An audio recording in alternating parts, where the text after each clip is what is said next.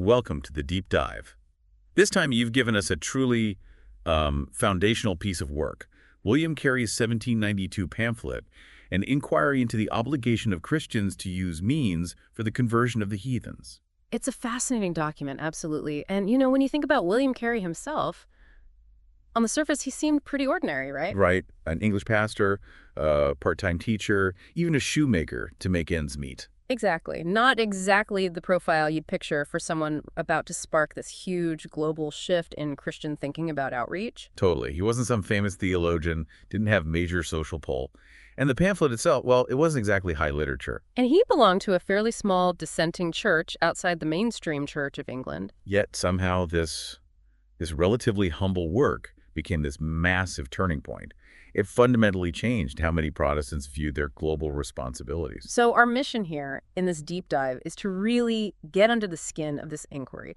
What were Carey's core arguments, and why did this specific pamphlet have such an enormous impact? Yeah, especially knowing your interest in getting the key knowledge quickly, but, thoroughly, we're going to break down its main parts. Think of it as your fast track to understanding a really pivotal moment. We'll look at his case for why missions were still required, his surprisingly detailed snapshot of the world back then. That statistical part is amazing. It really is. Yeah. And then his practical answers to all the "but what about" objections people had. And finally, his big call to action. Okay, let's dive in. The absolute core of Carey's argument, it really hinges on one question. Is Christ's command to teach all nations, the Great Commission, still binding? Or was it just for the apostles? Precisely. And Carey's answer is a very firm "it's still binding." Yeah. He dismantles that apostles-only idea quite logically. Oh. Well, his reasoning is, if the command to teach was only for the apostles, then logically the command to baptize, which comes right after it in the text, should also only be for them. Ah, that's clever. Because almost everyone practiced baptism. Exactly. Most denominations did, maybe apart from groups like the Quakers. So he's using a common practice to show an inconsistency in their scriptural argument. It's quite a sharp rhetorical move, isn't it? It really is. It forces you to think. And he didn't just leave it there, did he? He looked at church history, too. Right. He kind of poses this if-then scenario. If only the apostles were meant to spread the message, then what about all the missionaries throughout history who weren't apostles? They'd all have been acting without authority. According to that logic, yes. It would basically nullify centuries of Christian outreach, wouldn't it? The work of countless people. Yeah, that makes sense. And he connects it to Christ's promise, too. Yes, the "I am with you always, even unto the end of the world" part. Carey argues, well, the apostles didn't live to the literal end of the world, so that promise must extend to everyone who continues the work. It's a universal promise for a universal task. Makes sense. But then there's the classic objection, one you still hear variants of today. Shouldn't we focus on problems at home first? The charity begins at home argument. How did Carey handle that? Because he acknowledged needs in England, right? He did, absolutely. He wasn't blind to the fact that many in England weren't practicing Christians, but his key distinction was about access. Access to the means of grace, as he put it. Meaning? Meaning, people in England had Bibles, they had churches, they had ministers available. Even if they chose to ignore them, the resources were there. Whereas in other parts of the world. Exactly. He contrasted that with places where people had no Bible in their language, no preachers, sometimes not even a written language. For Carey, that total lack of access, that fundamental disadvantage, made the call for foreign missions urgent. It was about basic compassion and, for him, Christian duty. Okay, so the theological basis is set. Yeah. Then comes this part that's really quite striking for 1792.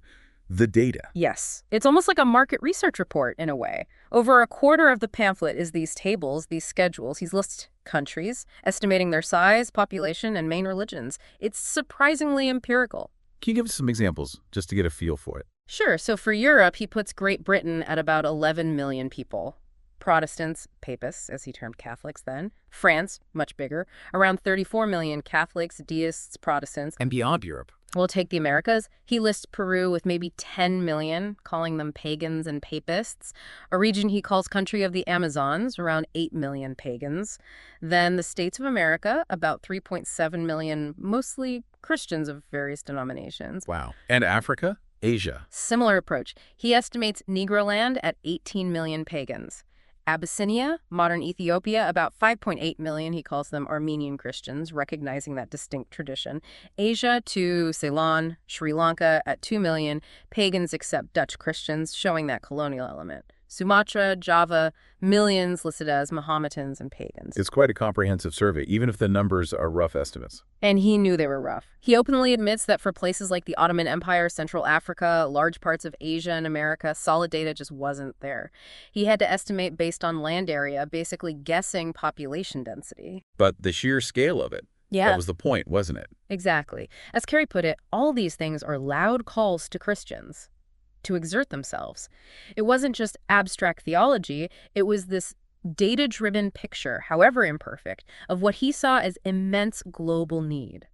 It makes the call to action feel much more concrete. You're not just talking about the world. You're talking about millions in Peru, millions in Negro land. Precisely. It moves from the theoretical to the specific. These are identifiable people in real places who, in his view, lack access to the Christian message. Okay, so theological duty established, global need highlighted with data. Now, what about the pushback, the practical reasons people gave not to go? Right. And Carey tackles these very methodically, very pragmatically. First up, distance. Which seems like a huge obstacle back then. But Carey essentially says, not really, thanks to the mariner's compass. He points out that trading companies were already sailing these vast distances for profit. His implication is clear. If it's possible for commerce, it's possible for the gospel. Makes sense. What about the fear of encountering savages? That seems like a common trope of the era. It was. But Carey counters by reminding people that the original apostles went to groups considered barbarians by the Romans, Germans, Gauls, Britons. He even quotes Tertullian saying Britain, unconquered by Rome, was conquered by the gospel. So precedent. And he mentions more recent examples, too. Yes, Eliot and Brainerd working among Native Americans. He's showing it can be done, that cultural difference isn't an absolute barrier. And he makes that sharp comparison again, doesn't he, between trade and faith. He does. Why risk so much for a few otter skins, he asks, but not for souls? He's challenging their priorities, suggesting that if the motivation is strong enough, obstacles get overcome. What about the actual danger, though? The risk of violence? He acknowledges the risk is real. He doesn't downplay it. But he frames it against the worthiness of the cause, citing Paul and Barnabas who faced immense danger. And he questions the narrative about violence, too. Yeah, this is interesting.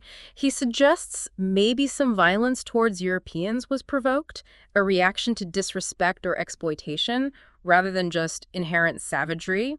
He notes that missionaries like Eliot and Brainerd often found relative safety, even welcome. So the stereotype wasn't the whole picture. Not according to Carey. He also observed that often non-Christians were willing to listen, but were put off by the bad behavior of nominal Christians they encountered.